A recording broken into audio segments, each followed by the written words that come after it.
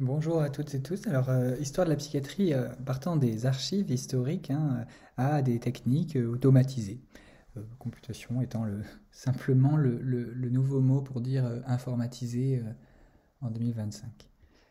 Alors, bon, il faut déjà dire que les troubles, c'est compliqué. Et il y a une manière de les aborder, c'est en reconnaissant leur caractère incertain, contingent, vague, flou, bushy en anglais, c'est-à-dire buissonnant, quoi, comme un buisson, on sait pas, tout est un peu entremêlé, on n'en connaît pas trop les limites et les racines. Et puis, une des manières de faire ça est d'aller interroger la question du prototype. Vous voyez, entre qu'est-ce qui fait un oiseau? Est-ce que c'est le fait d'avoir un bec? Bon, des ailes, oui, mais alors le chant, c'est difficile de dire. Et donc on voit bien qu'en fait, il y a une forme prototypique d'oiseau. Quand vous fermez les yeux, vous pensez au rossignol, par exemple, ce petit oisillon, et puis en fait, on s'aperçoit qu'un pingouin, un manchot, c'est un oiseau à part entière, et qu'il a vraiment très peu de caractéristiques communes avec le rossignol. Par exemple, si le rossignol avait pour caractéristiques A et B, A étant, je sais pas, un petit bec rouge et B des petites pattes oranges, eh bien, notre oiseau, l'aigle, aurait B et C, des pattes oranges, mais pas ce petit bec rouge. Un autre oiseau, je sais pas, l'albatros aurait C et D, D et E. Et finalement, notre pingouin, il aurait uniquement les caractéristiques E et F. Et donc on s'aperçoit qu'entre A et B du rossignol et E et F du pingouin, aucune caractéristique commune, et pourtant les deux sont des oiseaux. Et en fait, c'est ce qui se passe en psychiatrie. On a énormément de profils de dépression différents. Par exemple, en ne prenant que les critères du DSM, on a mis 31 profils de dépression et moins de 1% des patients se ressemblent, ont le même profil exactement. Donc en fait, on s'aperçoit que ce qu'on appelle une dépression ne ressemble pas à une autre dépression chez un autre patient, et pourtant on a une sorte d'intuition commune, comme on l'avait dans le DSM-2, une intuition commune d'un tableau clinique partagé, et puis des critères qui servent à opérationnaliser ce trouble. Donc, bon, ça c'est l'approche, on va dire, de la philosophie de la médecine. Derrière ça, eh bien, il y a l'idée d'explorer ce qui s'est passé dans le passé avec ces critères à travers l'histoire et au niveau international. Alors au niveau international, finalement, ce qu'on a comme outil, ce sont les ouvrages, la littérature. Je cite ici quelques livres, Nicole Kathleen, des travaux sur la pédopsychiatrie adolescente, et puis des livres plus connus, de Gladys Swen, Le sujet de la folie, de Michel Foucault, un livre très, on va dire, encyclopédique de Postel et Kettel, et puis une revue d'histoire de la psychiatrie. Alors ce qui se complique, c'est quand on essaie d'aller voir toute cette contingence des troubles au niveau historique et conceptuel en France, en tout cas au niveau de la pédopsychiatrie francophone. Déjà, pour explorer qu'est-ce que sont nos troubles de manière historique, il suffit d'étudier sa propre pratique au fil des années. Bon, encore faut-il avoir une pratique qui est développée depuis des années et même idéalement des décennies. Et puis le biais de regarder uniquement sa pratique, c'est tout simplement de regarder les choses sous sa lorgnette en fonction de son point de vue. Alors bien sûr, il y a des travaux en histoire de la pédopsychiatrie française. On peut avoir des travaux comme celui d'Anatole Lebras, de micro-histoire, où on va suivre le dossier d'un enfant dans les différents asiles de France, et on s'aperçoit, ça permet de retracer l'histoire de la pédopsychiatrie française à travers son histoire personnelle. Des livres phares, de Didier Jacques Duché, l'histoire de la psychiatrie de l'enfant, qui est connu mais finalement très catalogue, de Consolé classifié, qui est moins l'enfant mais assez connu, et puis des livres un peu français sur l'histoire contemporaine de la psychiatrie de l'enfant, et une revue, l'histoire de l'enfance irrégulière, assez fameuse. On peut explorer les concepts au travers d'une philosophie de la pédopsychiatrie qui est encore très peu développée, et puis bien sûr faire un travail d'archives en pédopsychiatrie. Là on peut voir les archives départementales de Lyon par exemple.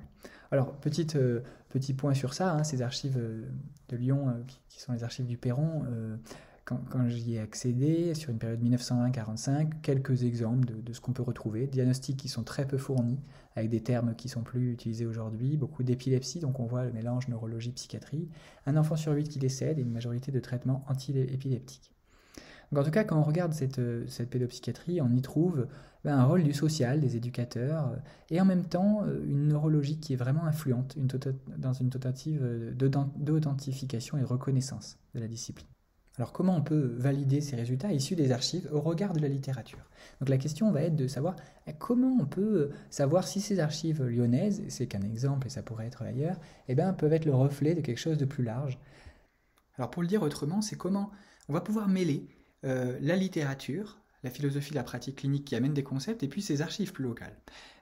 On a essayé récemment d'aller chercher dans toutes les bases de données, à la fois francophones, dans le deuxième cadre en haut, et à la fois international, le deuxième cadre en bas, PubMed et Web of Science, et puis de faire ça de manière automatisée, en séparant les termes, donc en séparant plutôt des topics, c'est-à-dire des clusters, des dimensions de termes qui sont souvent associés. Donc on voit par couleur, on a des termes associés. Par exemple, le mot social et éducateur va être souvent associé, donc il sera dans une couleur, et le mot, par exemple, développement et psychopathologie dans une autre.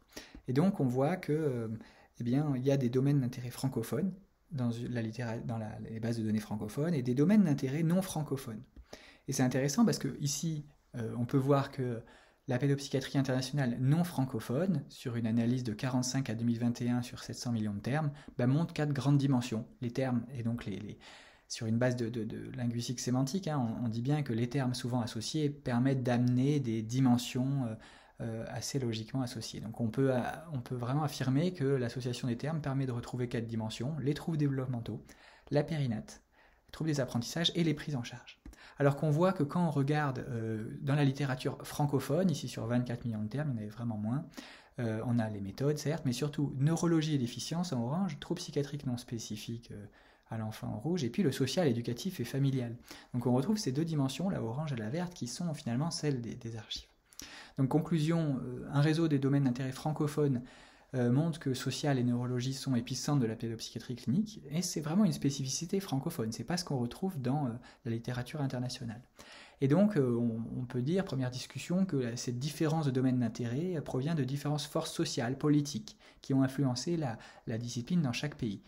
Donc voilà, un poids différent, alors impact de l'éducatif, justice des mineurs, soutien politique, santé publique, même de la science, qui est différent en France et ailleurs. Au niveau francophone, de la littérature francophone et ailleurs. Et puis, deuxième discussion, c'est que ces concepts pourraient imprégner un pays à l'autre.